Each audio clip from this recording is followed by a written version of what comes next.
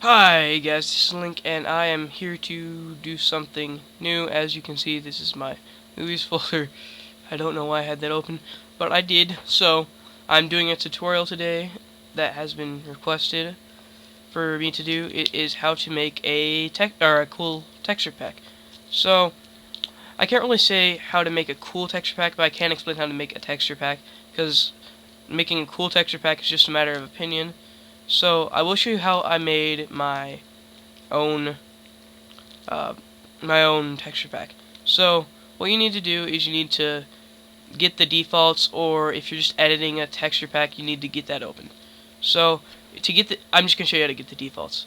But if you want a default template or a default 32, you need to get a template. So it works the same way though as just editing a texture pack. So you just type in run. This is to get a 16 by 16 original, and it should say %app data %. Now you just enter or press OK, then open your .minecraft folder, go into the bin. Your .minecraft folder should not look like this because mine has been modded. So you go to your not .minecraft but minecraft.jar, and you can either right click on it and open with, or what I usually do is just click on it and do the little arrow next to the open, and click the WinRAR archiver, and now it's opening. Now what you need to do is you need to extract these folders, like you need to extract some of the texture folders out of this. So I already have one made. It should say let's see, tutorial texture, and there we go. This one, I have started making some stuff on here, but I can show you how I did it. So close. This is the stuff you will need. You can edit the color .properties, but I have not, because I think that involves coding, maybe, I'm not sure. But anyway, so once you have extracted all the files, all of these files here, out of this, they should be default. If not, that means you've already edited them. Have edited them directly in the Minecraft.jar, and I can't really tell you anything else. So then just like force update it and get the original textures. And then, so where I like to start is I always like to start at the terrain.png. I don't know why, but I just think it's one of the most important parts, and like mobs and items. So the rest isn't super important, but I know once you start editing the whole thing, it all becomes equally important. But as you can see here, I have edited the grass, but I will show you what I did. So let's open with, you can either open it with Photoshop, Gimp, or Paint.net. Photoshop is by far my favorite, and Gimp is probably the second best, but Photoshop does cost money, and Gimp is free, but for making a texture pack, it's not the best. I'd say one of these two is Paint.net, or Photoshop is the best, except my Photoshop is not currently working.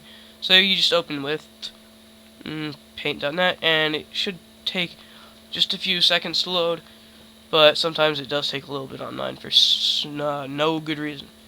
So you want to zoom in, and I'll turn this thing off and I'll show you what it does later.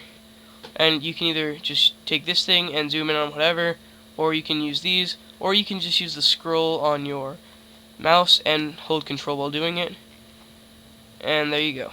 Now you can take this hand, and this just kind of pans the thing around so you can pick what place you're using. Now this is the fancy grass right here. The default grass is this right here. So if you're playing on fast, it will look like this. If you're playing on fancy, it will look like this. The reason it is gray, or not get gray in the game, is because of the colors property thing. So I will show you what I did for this. Basically what I did for this is whoa, what just happened? Whoa. Paint.net should not be crashing. It better not have crashed. It better not. Okay, there we go. I'm just getting some random lag. Whoa. Okay guys, I'm back. And now from here, what I did is basically up here there it would kind of look like it looked kind of like this or whatever, and the grass was kind of like this. It looked exactly like this except above. So what you need to do is what I did is I took the pencil, or actually I took this thing right here, the color picker, and I picked a color. Then from there I took the pencil and I just did what was up here down here. Now, if you want to make it all the same color, there is a bit of a problem first. So you need, if you're making all the same color, like I had to do it originally before I edited the bottom part, is what you do is you go to click that thing, and then you go to effects, and then noise, and then go add noise. Now, what you want to do is see this color saturation. If you bring it all the way up, the colors give you a headache. So you want to bring that down to the least possible. Now you're still thinking, okay, that's way, way too dark. The colors are too dark. So then you just bring the intensity down, like that. And then you can keep it like that. And then if you're doing colors, you can do it like that. And then coverage, you can change. I think that's just how much it covers it. I'm not really sure what it does. I'm assuming that's what it is. And then you just press OK. And then what you can do is just click that to get rid of it. And then you can use the color picker to just pick that, and then you just kind of can fill in the rest like that and change the colors if you really want to. You don't have to, but if it's just one color, it'll look pretty weird. So I'd recommend just kind of going through and clicking a few things with a different color. Okay, now from here, I'm going to explain to you something. There's something you need to know about when you're making a texture. As you will notice, if I zoom out, you will not see fences or stairs or anything. So you need to be careful when you're editing this, because the fence will be the same texture and stairs as this, or as this, or as the stone, because I think they have stairs of this and stairs of the stone. So just keep that in mind when you are making your texture. Now, also, when you're zoomed in, you may want to turn this on so you can count pixels easier. Because if you go to something, if you were to color the whole thing the same color, it would be really hard to tell how many pixels. It is a little bit hard for Obsidian, but yeah. You just kind of have to. It makes it easier to count them. So from there, once you've edited all the stuff you want, you can just file and save. Now, some people like to extract their file or their anything that's in a zip. I don't like doing that because it takes up more time when you can just already change it. It just says, "Do you want to change this?" Just click yes, and then it's changed. If you don't want to change it, click no. Okay. Now what you need to do is open mobs. Now the mob, it's pretty much the same thing. You just basically change it. Now it does get a little bit trickier with this because you need to know what their head is, what their body is. So if you have, say in like Minecraft later, they add some animal that has like 2 heads or something, and you want to change only one of them. You just have to remember, and you want it to be the one that is in front, and there's like one in back, one in front, and you only want to change the one in front. You really have to you probably have to Google search it or something to figure out which one it is.